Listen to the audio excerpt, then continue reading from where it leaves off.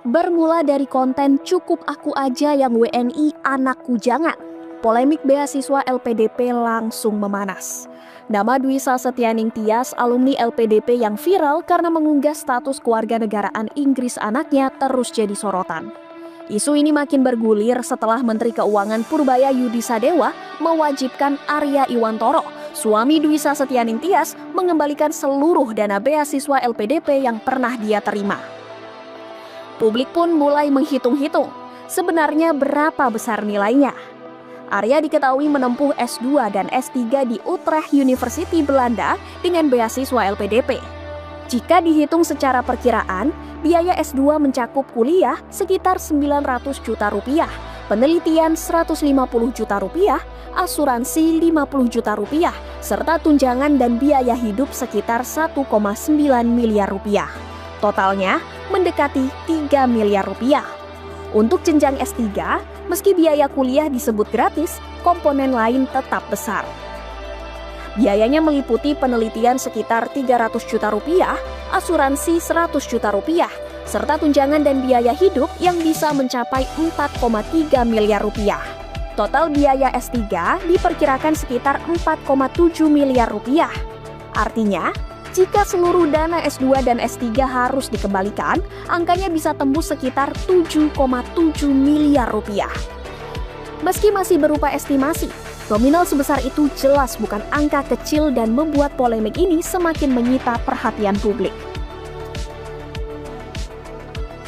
Mengembalikan uang yang dipakai oleh LPDP berapa tuh? Jadi termasuk bunganya loh. Nggak seneng yang nggak seneng, tapi jangan menghina-hina negara lah. Jadi Koperasi Daerah Merah Putih adalah mereka meminjam uang dari Himbara, dari Bank Himbara. Kewajiban saya Kementerian Keuangan adalah setiap tahun kira-kira akan menyicil pinjamannya sebesar 40 triliun selama 6 tahun. 6 tahun ke depan. Jadi untuk saya sih risikonya clear, nggak ada tambahan risiko fiskal, karena tiap tahun pun itu sebagian uangnya dipindahkan dari uang dana desa. Jadi setiap tahun pun emang kita belanja segitu, cuman sekarang cara belanjanya berubah. Jadi seperti itu pembiayaannya. Pak Purbaya, bagaimana tanggapan soal alumni LPDP yang bangga anak WNA dan bagaimana update pemanggilan suami dia yang saat ini masih dia masih kuliah, udah lulus kan? Sudah lulus kan suaminya? Oh masih ini. Jadi kalau saya nggak tahu nih, saya baca ininya. Pada saatnya begini, itu seperti itu hal yang kami sesalkan. Jadi kami akan menegakkan aturan yang ada di LPDP sehingga yang bersangkutan menyelesaikan tanggung jawabnya LPDP. Tadi sudah bicara dengan dia ya. Jadi ke Pak Bos LPDP, lu apa sih? Dirjen apa? Lu Dirut? Lu bukan Dirjen. Jadi Pak Dirut nih bosnya LPDP nih sudah bicara tadi dengan suami terkait ya. Dan dia sepertinya sudah setuju untuk mau bayar. Mengembalikan uang yang dipakai oleh LPDP. Berapa tuh? Berapa miliar? Bunganya dihitung nggak? Hitung bunga? Hitung bunganya ya? Jadi termasuk bunganya loh. Jadi bukan uang dipakai, kan kalau saya taruh uang itu di bank juga ada bunganya kan. Jangan dengan treatment yang fair. Saya harapkan ke depan teman-teman yang dapat pinjaman LPDP, ya kalau mau nggak seneng yang nggak seneng, tapi jangan menghina-hina negara lah. Jangan begitu. Itu uang dari pajak dan sebagian dari utang yang kita sisihkan untuk memastikan SDM kita tumbuh. Tapi kalau dipakai untuk menghina negara, ya kita minta uangnya dengan bunganya kalau gitu. Nanti saya akan blacklist dia. Di seluruh pemerintahan nggak akan bisa masuk. Nanti kan kita lihat blacklist yang lain seperti apa. Jadi jangan menghina negara Anda sendiri. Lu sekolah biaya siapa? Jadi saya sekolah pakai uang sendiri. Habis itu RATA uang sana juga. Setelah dokter ya pulang.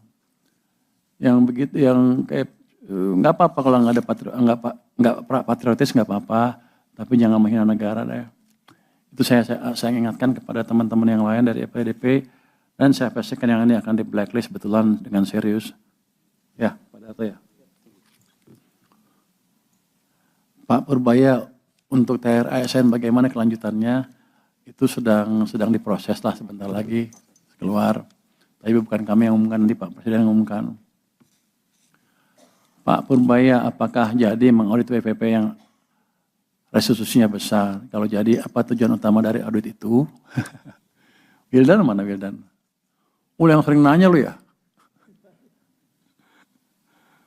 Kita akan audit. Tom yang kelihatannya besar-besar yang mencurigakan tahun lalu. Karena tahun lalu kita keluarin berapa tuh? 270? 320 ya? 330? Restitusi? Lu bobo lu. 360 triliun restitusinya. Menurut saya kebesaran. Saya akan lihat ada nggak yang main-main di situ. Tujuannya apa? Tujuannya supaya ke depan kalau restitusi jangan main-main. Supaya uang saya nggak hilang gitu. Dan memperbaiki kondisi fiskal juga. Oh, mana tadi?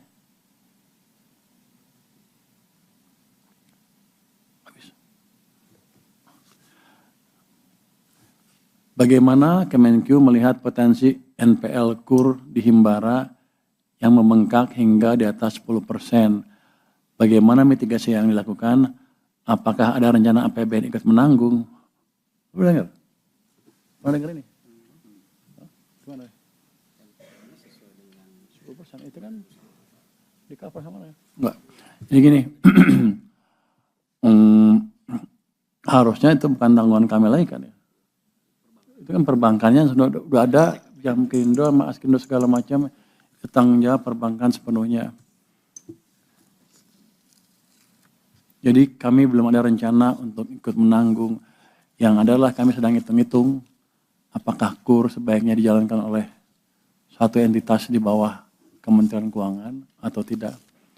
Kami sedang pelajari itu dan sedang diskusi dengan Danantara juga.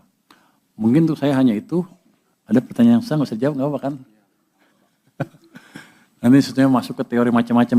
Oke, silakan Pak Wamen. Pak Febrio, silakan. Baik, terima kasih Pak Menteri, Pak Wamen. Ini ada beberapa pertanyaan. Pertama tadi yang terkait dengan kesepakatan dagang RI dengan AS. Pak Menteri tadi sudah menyampaikan bahwa ini masih ada beberapa ketidakpastian, akan tetapi kita akan selalu siap. Jadi tim negosiasi yang dipimpin oleh Pak Menko Ekon kemarin juga sudah menyampaikan bahwa kita akan selalu siap. Akan tetapi kalau ada pertanyaan, misalnya apakah potensi pajak jadi turun? Nah, ini ada dua bagian. Kalau terkait dengan bea keluar, bea masuk, ini mirip dengan perjanjian perdagangan yang pada umumnya kita lakukan dengan banyak negara. Misalnya terakhir yang sudah cukup solid itu adalah EU-SEPA. Nah, dengan Amerika juga sama. Pasti ada penurunan tarif untuk namanya meningkatkan ekspor dan impor di kedua negara dan dari kedua negara. Nah, dampaknya terhadap penerimaan bea keluar, bea masuk ada, tetapi terbatas. Dan dampaknya terhadap APBN 2026 itu sudah diantisipasi. Jadi memang dari sejak EU-SEPA, perjanjian Amerika, ini selalu kita antisipasi sehingga tidak terjadi syok terhadap penerimaan negara. Lalu bagian kedua yang juga banyak ditanya oleh teman-teman media adalah terkait dengan pajak digital. Nah, ini tolong dibedakan antara pajak digital dengan pajak yang sesuai dengan peraturan perundang-undangan yang ada di Indonesia. Contohnya adalah PMSE. PMSE itu bukan pajak digital. Pajak digital yang dimaksud oleh persetujuan ini dan juga sering diperdebatkan di global itu adalah pemajakan terhadap berapa ratus perusahaan besar teknologi dan itu mayoritas memang banyak Amerika. Dan ini pembahasannya bukan seperti yang diberitakan terlalu banyak. Ini adalah terbatas pada beberapa puluh perusahaan seperti Google, Netflix dan sebagainya, itu dampaknya sangat terbatas bagi penerimaan pajak Indonesia. Tetapi PMSE ini tetap jalan karena ini sesuai dengan yang sifatnya non-diskriminatory. Jadi PPN yang dipungut oleh DJP terhadap PMSE itu tetap berjalan.